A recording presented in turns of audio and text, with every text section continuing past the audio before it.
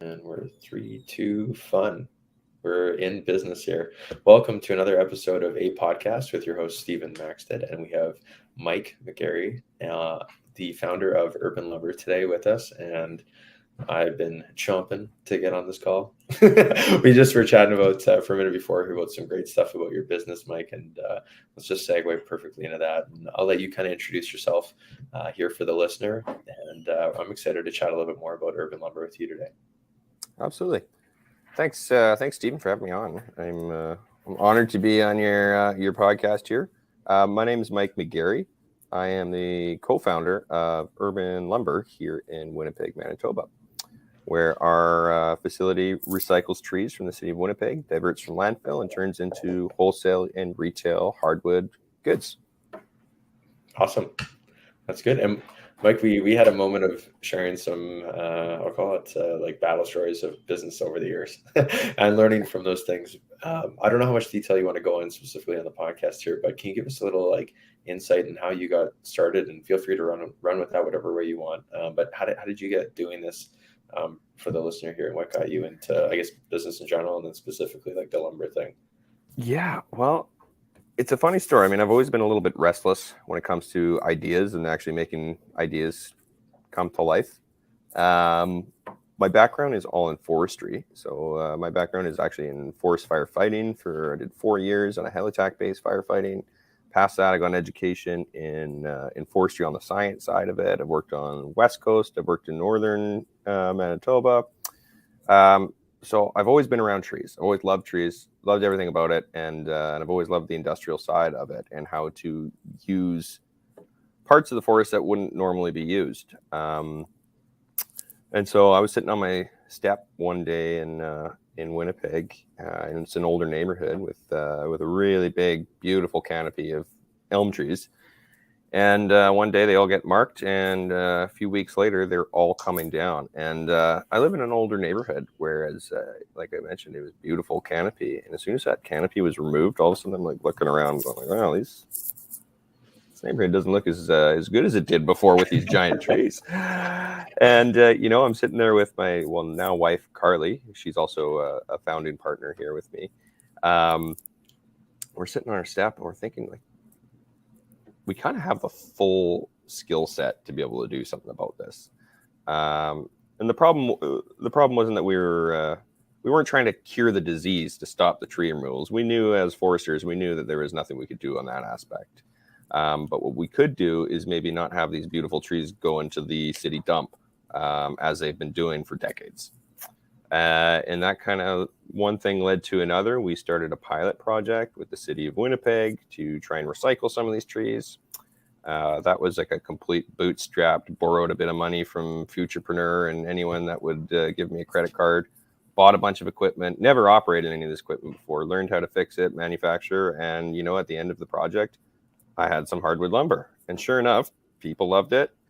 And retailers wanted to carry it. And that's kind of how the whole thing started. And from there, we just grew it into different iterations. The first company was Winnipeg Timber Co. We ended up refocusing and taking a break from that. And in 2021 started Urban Lumber. And here we are today. Awesome. That's great. That's the short version. That's the short version of how it started. No, I like that. That could have been an hour and a half just in itself. I picked up that energy before when we were chatting, that we definitely could have got into, we'll call it the war room of sharing stories. But so I guess a question right away when I think of like a tree that's diseased and stuff, and I think this might be common for other folks too, but like, isn't the tree like, I mean, obviously you're making use of it, but what's really happening when it gets hit with that disease? Because obviously part of it's probably not good, or a portion of the tree. Is it the outside, part of the inside? Is it, you just have to, is it little patches? Like, what does this look like when you're pulling it apart, for the listener here to understand that more? Here's the crazy thing. So all those trees that get marked for, in our case, it's mostly Dutch elm disease. Yeah. It's a fungal infection that's spread by a bark beetle. When we open these trees up with disease, you're exactly what you described. You would expect there to be some sort of degrade somewhere in there. They are perfectly fine trees. It's exactly the same hardwood if it was a perfectly healthy tree out of the forest. There is absolutely zero degrade. We would never know the difference between a diseased tree or a non-diseased tree on the sawmill. That's crazy. So what is going on with the tree then? If we can talk about the disease thing for a second on like the elm, like I know like loosely, and I mentioned this before. I know just enough info would probably make it dangerous to bring up questions, but you see these trees, and I mean, often you see them. They're not no more like leaf production in season. They do look like they're dying, but I guess if you catch them at a good time, they're not rotting yet. So the wood is still good, but the tree has functionally shut down. Is that kind of the case? Is that where Exactly. So, I mean, the disease, like I said, it's a fungus and it's spread by a beetle. Very, very hard to contain. In fact, nobody ever has contained it in North America before. These beetles carry the fungus on their legs, and when they enter into the tree through the bark, the fungus enters the tree, and it slowly kills the tree by cutting off its vascular system. And that's why you'll see, the trees with the orange dots, and then you'll see some dead leaves and whatnot. It was introduced to North America, and I can't give you an exact year on that, but it certainly came to Winnipeg in the 70s. And believe it or not, Winnipeg is actually the largest intact elm forest in North America. I did know that. Or something like that. I knew something along that. Yeah. There was, I think I was doing a photo shoot, and it happened to be in the Fort Garry Hotel for some like headshots or some kind of thing. I don't know. I was in a suit, but as we looked under the canopy, there was this like, we have a huge forest. Like I've always kind of like known that from other times, but I hadn't really thought about it. I remember I Googled something that day, and the next thing I know, I had all these like tree facts for about a week. I was spewing off, and that was one of them. I remember at the time, it's not a top of mind thing. It's more your business every day that you get to chat about that. But that's awesome. Yeah. You know what I find more and more in this business is that it doesn't matter whether you like trees, love trees, never thought about trees. They really connect everyone in a city. It's really neat. Like you go up an elevator in any of the taller buildings in Winnipeg, and you're in a prairie city. You're expecting to see, I don't know, prairies, buildings, houses. You can't see anything but treetops. Yeah, totally. It would be just like looking down on this, pretty much. Exactly. Top, right. You see the odd like chimney stack or whatever it is. If it's a taller house, it's beautiful. Yeah, that's awesome. So so tree is dead, and I've seen those like marked, and I'm sure many people local to Winnipeg would be very familiar with that. But we see like a lot of trees marked. Like in my opinion, it seems like there's like quite a few trees. Even I don't think they're not elm, but even like within neighborhoods, trees catch diseases. They mark them, they take them down, and then from there, I guess in terms of like the process side of things, so number one, like there must be like a lot of volume for you to go through, or even if you're able to take it all in. I don't know what that looks like for you guys in your business versus the whole city, but what does the timeline look like from you get the tree, and we were talking for a minute before this too about like drying and the aging process, about turning this in and manufacturing into something of use. What does that look like for like supply, and then timeline for you guys? So like I said, we have the largest intact elm forest here. Even with that, we have 8,000 trees per year coming down, 8,000 orange dots every year. That's a lot. Of just one species of tree, of elm trees. That's not even including all the other trees that come down for various other reasons that is normal in any urban setting. So out of those 8,000 trees, 100% of them end up, well, maybe not 100%, but the overwhelming majority land in the landfill where it's chipped up. There is one other company that uses some of it for biofuel, but majority is all going to landfill. So right now we're diverting about 10%, 12% of the supply of elm trees that would be going to landfill to our facility. So right now, I think we're at about 1,600 or 1,700 trees that we've taken into wholesale hardwood lumber and retail hardwood products. So the supply is much bigger than we could handle in our current capacity. What our main drive right now is to build up the market to be able to use the products that we can make out of the urban forest. And once we build that market up enough where other companies see the value in, why the heck are we importing? By the way, in Winnipeg and Manitoba in general, imports almost 100% of its hardwoods from Eastern United States and Eastern Canada. Meanwhile, we throw in the landfill over 2 million board feet of lumber. So we actually landfill more hardwood than we import. It's wild. And I love finding out stuff like this.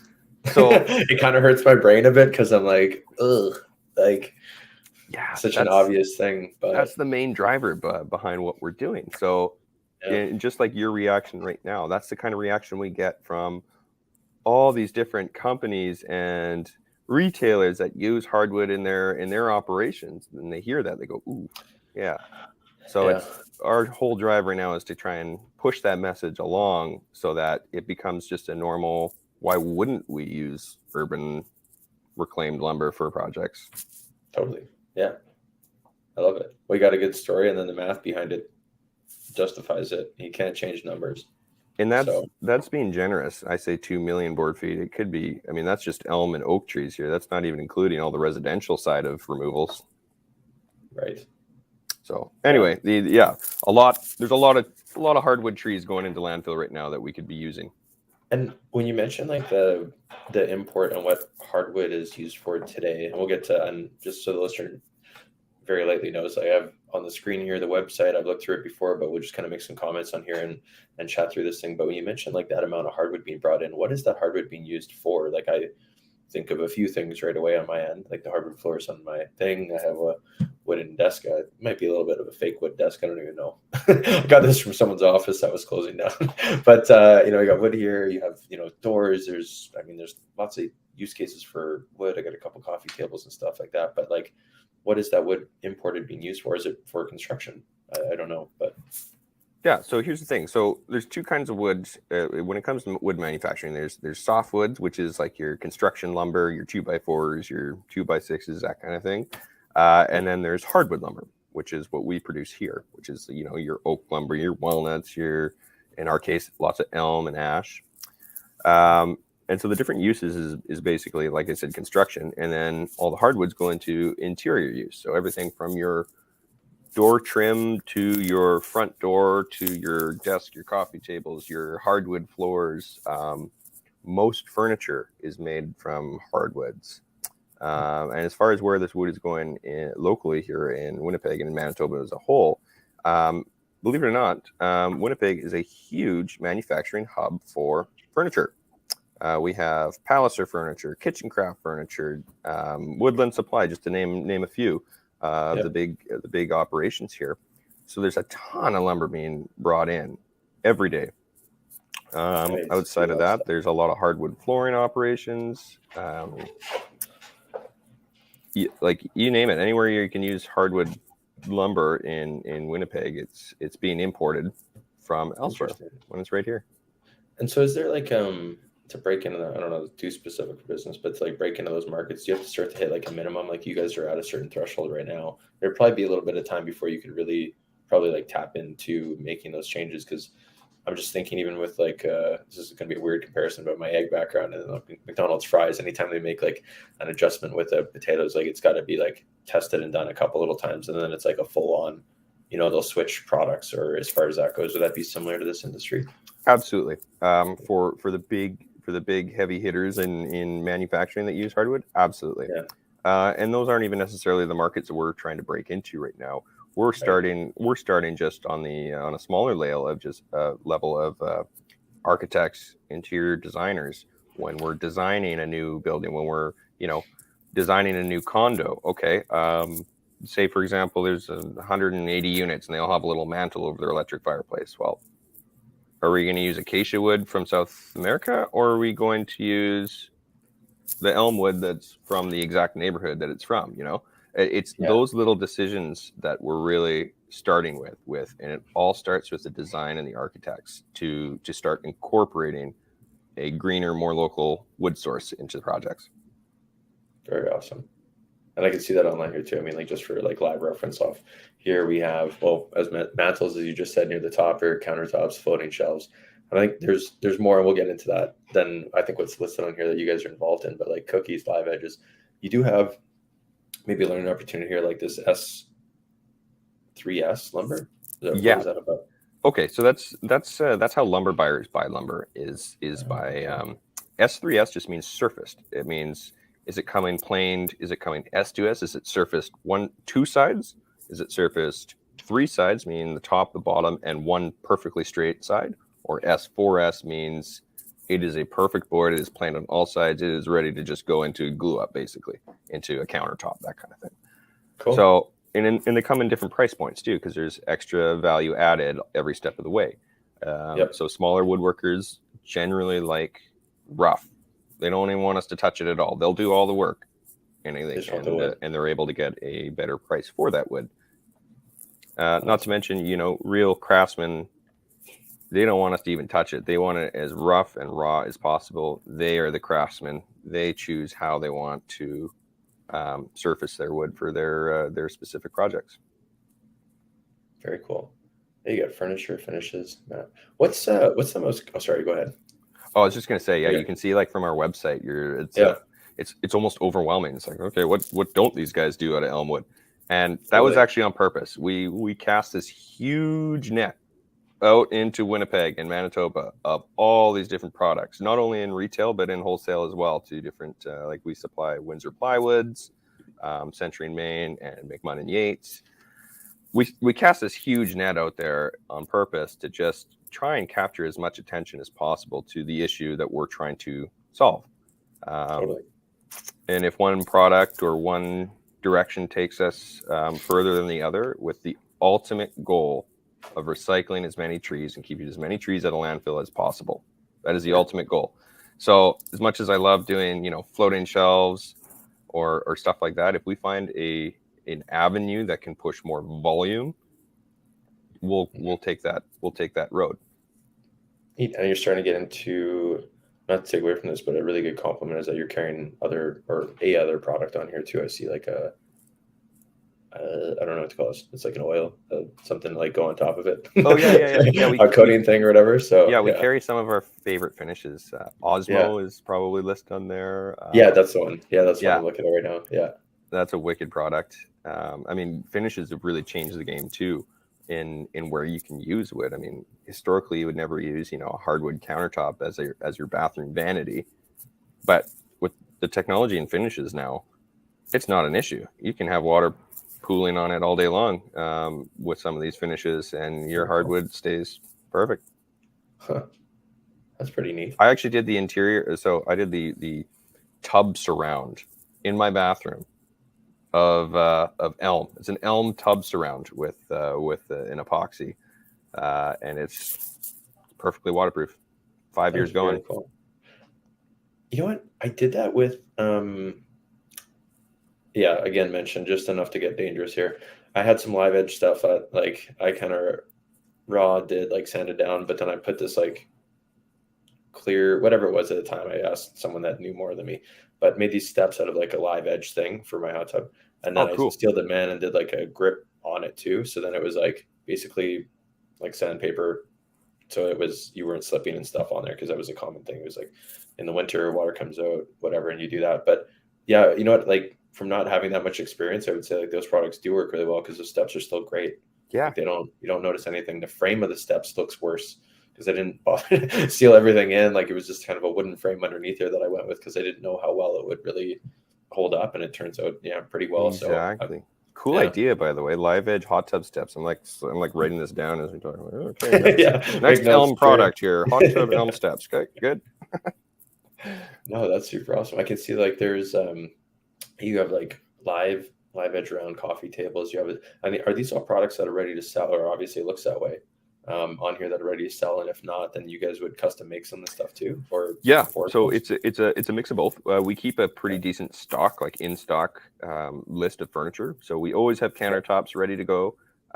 We generally have one or two dining tables ready to go. Lots of side tables, lots of coffee tables, all just in our showroom that anyone can come and check out. We sell a lot of table legs to go with them too, so you can look through our big inventory of different cool pieces of wood and live edge stuff, and we got the products to go with it to make your own coffee table if you would like. Or if you would like, we have a full-time wood shop and woodworkers that can make any custom furniture you can dream up. is very neat. And I mean, then like side note here, it was something that we talked about. I was going to bring a one product, but there's actually a few companies on here. This is almost like a test of your memory here about your own website, which is dangerous. Sorry, no, it's good. I just been in trouble with this. I mean, I can see in here you're doing like some restaurant tables. The Block Buddy was one that I was going to bring up from someone else that we happen to have on the podcast that did not, unbeknownst to me, that you guys actually made this, but it was something I found ahead of time. That was from Quinn with Block Therapy, and you guys are part of the process of now he's using the wood that you guys use for his blocks, basically on there. So it's kind of a shout out to Quinn. But then we also have Dexterity Toys. Like you guys are doing other stuff with other companies. So you have some partners that are utilizing this too and have caught on to the, we'll call it like a trend, but not, I don't know, not even trend, just like what you guys are doing here and expanding that, which is really cool. How did those come to be? Those partners? You know what? I mean, in particular, Block Therapy, shout out to Block Therapy. They're actually one of our first customers, first like business wholesale customers. It was pretty cool. Their product is really neat. Those the wood blocks they make and how they manufacture them is really neat. And you know what? They took a risk on a new company with a type of wood that you know, wasn't well known in manufacturing at the time, and it worked out beautifully. We have a great relationship with them, and we're really proud to be able to provide them with the reclaimed Winnipeg wood, and it's getting shipped like all over the world. It's super cool. That's awesome. That is a really cool story. As far as that, and like, I mean, you guys are just getting, how long have you, when did you guys said 2021 is when you guys got started? So yeah, but we weren't even in production until like we're like actually in production. We're about a year and a month in. Cool. That is a lot of fun. It's been a wild ride. Yeah, I can imagine. Well, if you're at that stage from like my limited experience or early on, because I feel like there's just so much that you learn every day in business, but you know, you start having people really come and knock at your door, in my opinion, like 2.5, 3 years in. That's when it starts to come like full circle. Like the early adopters, such as, you know, Block Therapy has found you. You're gonna have a lot more folks like coming in, you know, and looking at that stage. And you guys already have a pretty good following on social media. I can't remember the exact number, but you guys are doing great work. Oh, I had a funny laugh at your video the other day with you and Carly there. The holding of this stuff. I think that was you guys in that one, right? Yeah. I just remember skimming it. I didn't stop. I just liked it, and then I moved on. I started following you guys when we started talking about jumping on the episode here, and you guys are having good fun.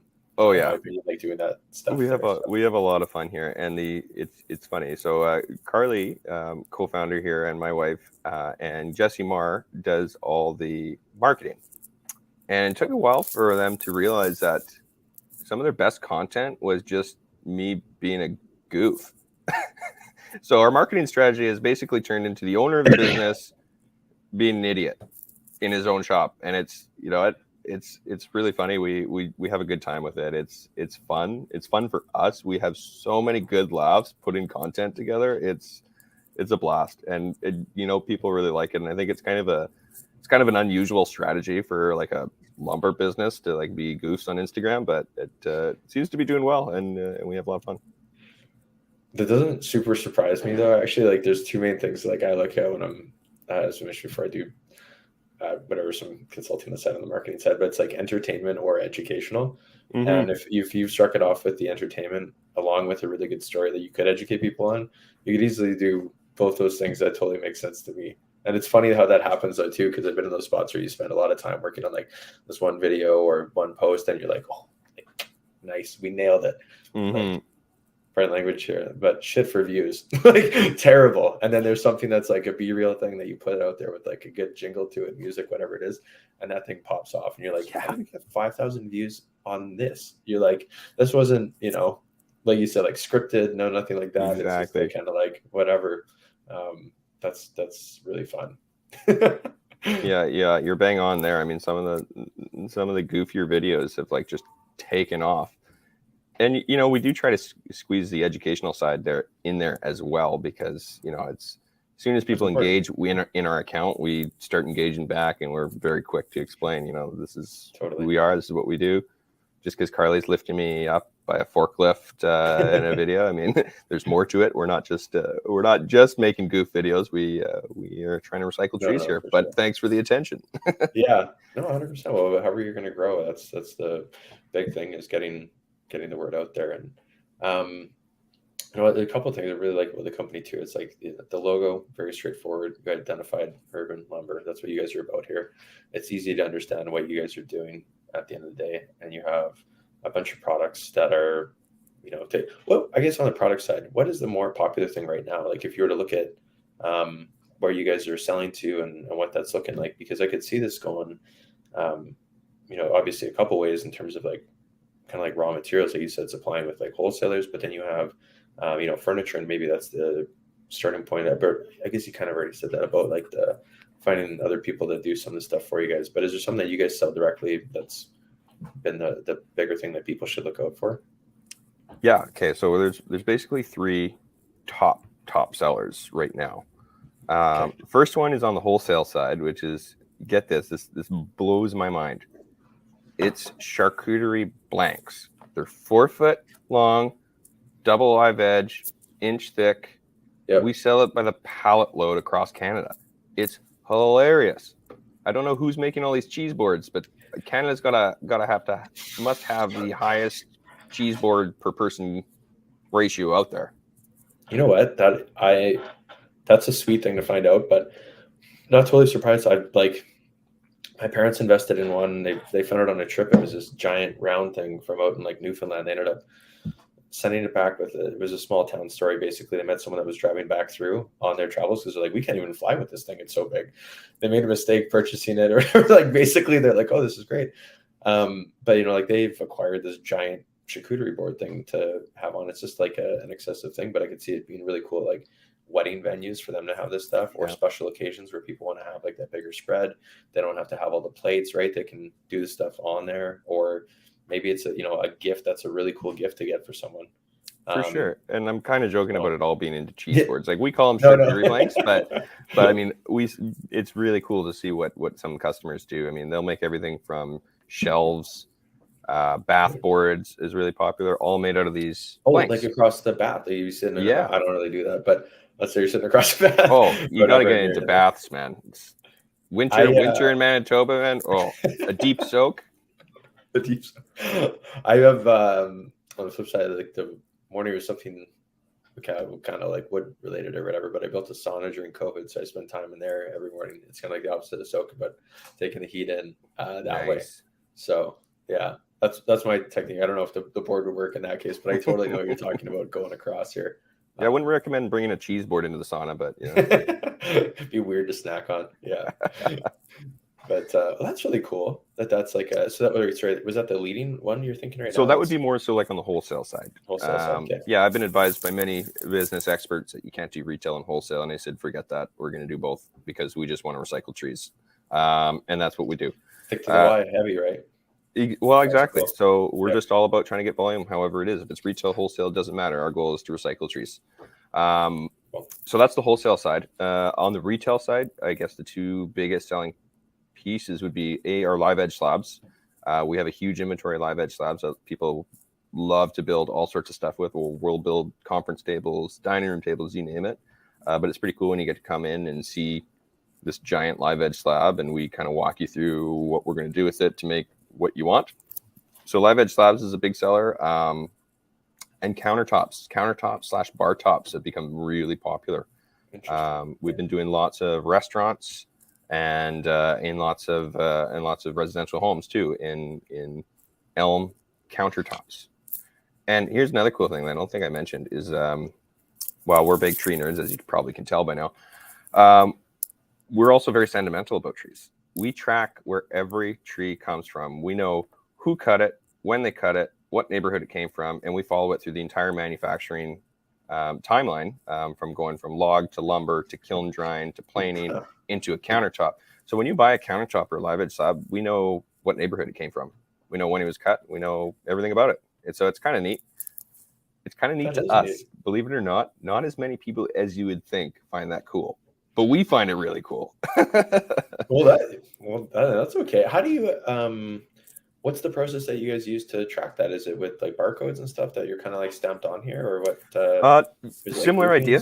It's not actually barcodes, but it's tagged with an individual marker. So they're vinyl tags basically. Every log that comes in, it gets inventoried through an app, gets inventoried, it gets tagged in the log pile. When that log hits the sawmill, it's like, okay, we're tag number 8594 elm is on the sawmill right now, which goes into what we call a lift of lumber, which is basically what you see as a bundle of lumber. And we'll know all the different tags that went into that. So we know that, we got 3 Wolseley trees and 2 West Broadway trees in that lift of lumber, stuff like that. Cool. And then when that lift of lumber goes into, okay, we're making countertops and tables, we know that, 895, whatever lift of lumber went into that countertop. Very neat. How about like between the areas? There's going to be a silly, probably doesn't happen thing, but is there certain areas that like are different, like a slightly different wood wise, like because of the soil and or growing conditions of the area? It's more so has to do with how old the neighborhood is. The older neighborhoods have trees that were planted obviously quite a bit earlier than the other neighborhoods. So neighborhoods like Armstrong Point, like Westgate, Eastgate, Old St. Vital, closer to downtown areas, parts of the North End will have these ginormous elm trees. Versus when we get more into like, say like Charleswood or Linden Woods or something like that. I mean, a little bit newer neighborhoods, although Charleswood has a long history, but their actual forest there is a little bit newer. Yep. So smaller trees. Not much in the way of like different soil conditions in the trees, but yeah, no, I don't know if that would be a thing or not. I was just thinking if they're like in these different areas because of how I'll call it like intimate that you guys get with like labeling and knowing that stuff from your end. And if we're like, we'll call it like, as I was saying before, like dive in the weeds here a little bit more, you probably notice some characteristics of those things as you mentioned, like age. So obviously like a little bit bigger and maybe something to do with like rings and maybe how it works with on the machines. You'd probably notice some things like that versus someone else to see that and not pay much attention. What we do notice, this is interesting, I haven't touched on this yet, is there's a huge issue with milling urban trees.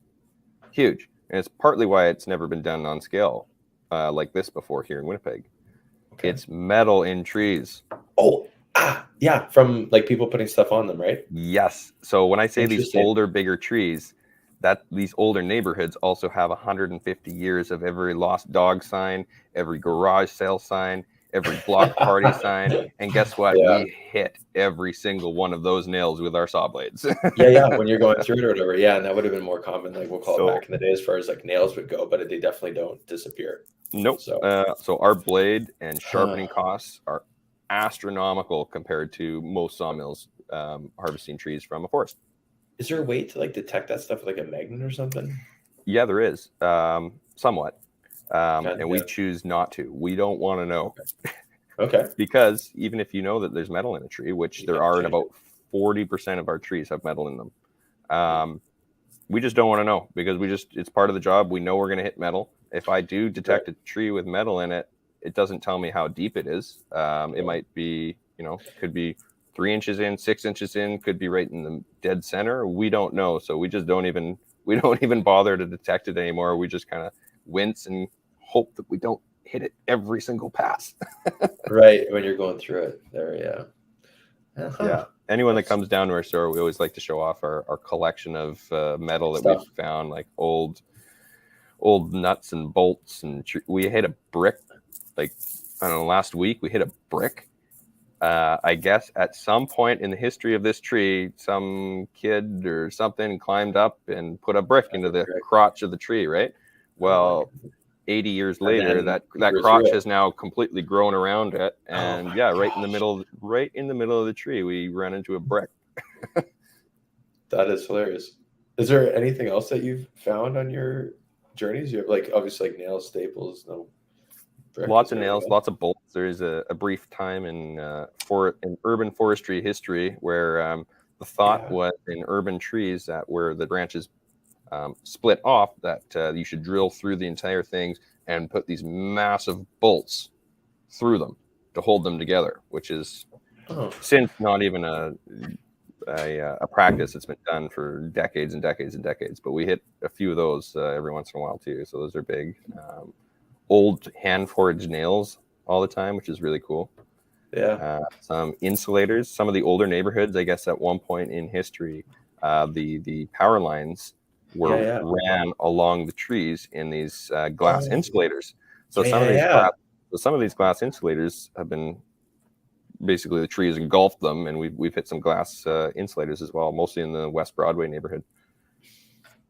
Very interesting. Nature winning, hey? Yeah. Just growing through all this stuff. Yeah, it's cool. I probably not. Not in urban stuff, but I feel like I've heard of this as I'm stewing here, thinking with trees out on more like rural properties and stuff like that, but from like hunting areas and there being bullets in trees, because if you don't hit what you're looking after, that usually hits a tree because of dense forestry. I guess that's probably not an issue with you guys, but maybe because the city was smaller at one point. So I haven't hit any bullets yet. I hope I don't. Yeah. Yeah. Knock on wood. No pun intended on that one. But, bullets and trees. Oh, right. Yeah. No bullets yet. That's good.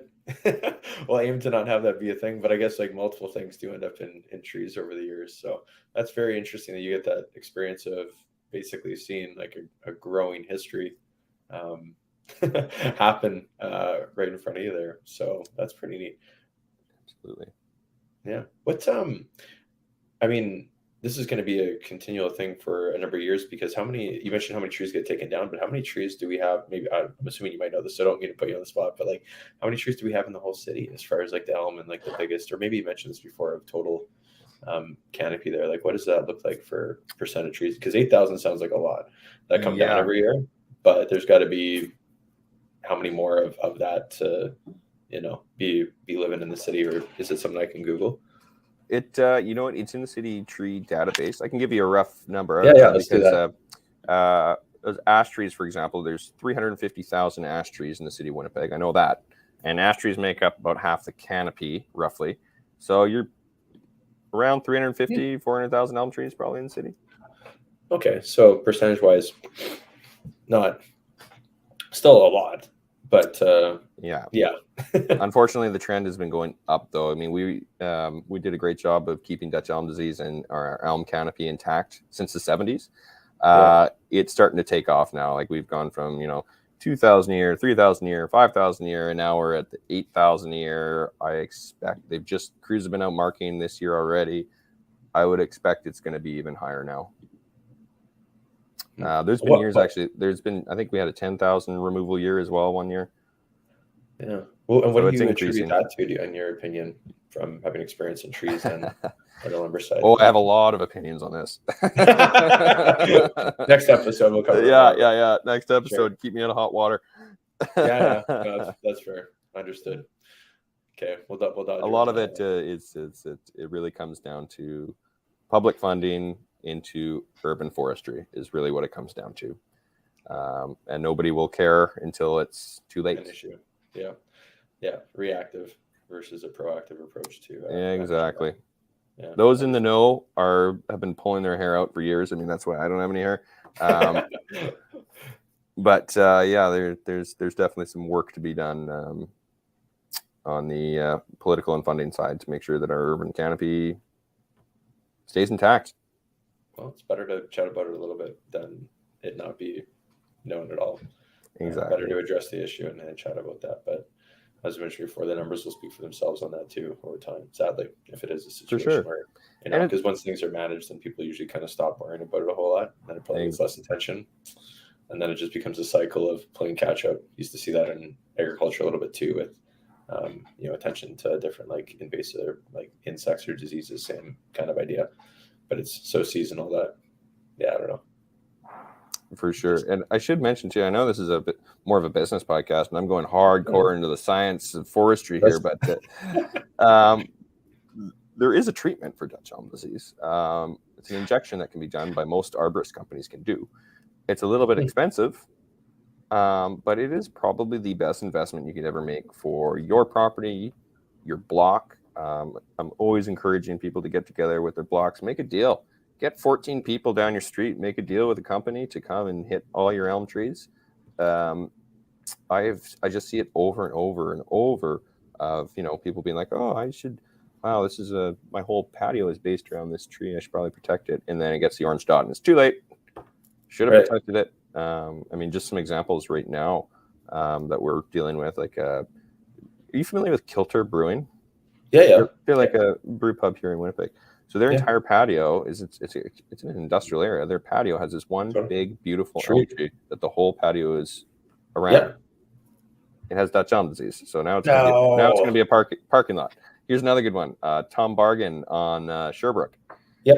They have the big tree right in front. They have that iconic bench around that tree right in front of their coffee shop. Yeah. Dutch elm. It's gone. These are.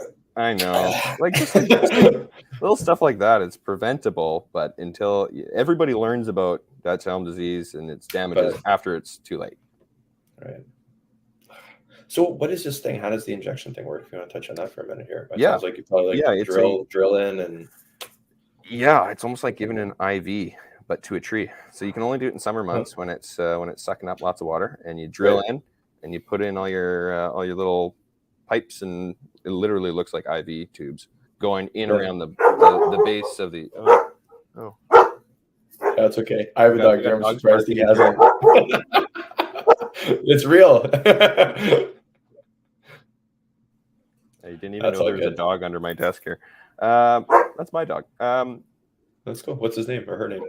That's Sparrow. Sparrow and Sunny run the shop. Nice. I like it. That's okay. I'll chat for a second here while you're dog managing. But there's the next kind of thing I think to kind of cover, Mike, is just like, how do people get a hold of you? And and maybe before that, what's up and coming? Like, obviously, you guys have the location, and let me just reference, I don't get the address wrong, at 1289 Loudon Road in Winnipeg. So just kind of near, I'll call it between like Charleswood it's between Wilkes and McGarry then, right? I guess on that part, or is it more just off Wilkes area? Yeah, it's just off Wilkes. Loudon Road. It's but you're right at the corner then. A little bit down. We're like 5 properties in on Loudon Road. Okay. We always like to say, when people don't know like this side of the city, we're like 5 minutes from IKEA. Cool. Awesome. And that's where you guys are. And then are there any like events and things coming up that your company will be at? I mean, you guys have a location people can stop in, no problem, but I know that there's lots of things coming into fall and winter where you guys might be heading out to. Do you have anything on the calendar yet that you can let people know? Yeah, I mean, we'll be at the Design Expo this year, the Manitoba Interior Design Expo in October 17th. We always do the home shows. We do the cabin shows, but we're kind of outside of those trade shows right now. But come next spring, we'll be making our presence known. Nice. But yeah, no, we encourage people to come by the shop. We're a friendly bunch. We like to chat with people about what we do. We're very passionate about what we do here. So I definitely encourage anyone to come down to 1289 Loudon Road and see what we're up to. Awesome. And if they're not able to come down but want to find out more, I'll list this in the on the podcast when we have this on the website and on YouTube initially, and then as we get onto other stuff, I'll make sure to include this information. But you guys have Instagram, Facebook. They can also find you on LinkedIn as well as the website. The website's probably the best place to go. And we got urban-lumber.ca. Yeah, that's correct. You guys. Okay, cool. Yep, we got all of our products on there, and what we're up to is all on our website. Our Instagram is also pretty entertaining and educational. And then we have, as you mentioned too, I mean, you have your phone number and email on here. I won't list them out, whatever. People can just find them on the website here, but we'll include that info on the post. So there's multiple ways to get a hold of you and the team there, or you and Carly and whoever else is working with you guys at the shop there, which is great. I think that's easy to find for folks. And is there anything else you want to add in before we kind of wrap up? Stephen, you got to come down to our shop. We got to show you what we do here. Yeah, that's done. It's close to my place. I'm not far away from the IKEA mention there, so let's just consider that done. I will come by. So, yeah. Awesome. Any questions that I didn't answer about what we're doing here? I think we covered most. I think the biggest thing here, really, Mike, that my biggest takeaway, and hopefully for the listener too, is your why. About you just mentioned. And I really appreciated that comment from Deep in Place, ignoring, we'll call it some advice, but you know what you want better than someone else's company there, basically, and going with wholesale and retail, both. And the ultimate goal is to keep these trees out of landfill. For me, that's like one of my biggest takeaways. And hopefully that was the thing that the point that you really wanted to make. I mean, you have lots of great products on here. I'm excited to come check out the shop and probably make some purchase decisions. I don't know what I need yet, but now that it's in my head, I'll come in with an open mind about how I incorporate that into my house. So I'm excited to come do that. But I think this is an awesome episode. It was really great to meet more, chat more on here, and I'm excited to come by the shop and check it out. Great. Well, thanks a lot for having me on. This is a fantastic podcast. I love how you're getting all the local businesses involved and chatting about what they do. It's really cool. Good for you. And I love having a platform to speak about trees and our business. Absolutely. I really appreciate that, Mike. Thanks again, and have a great rest of your day. Yeah, you too, man. Take care. Awesome.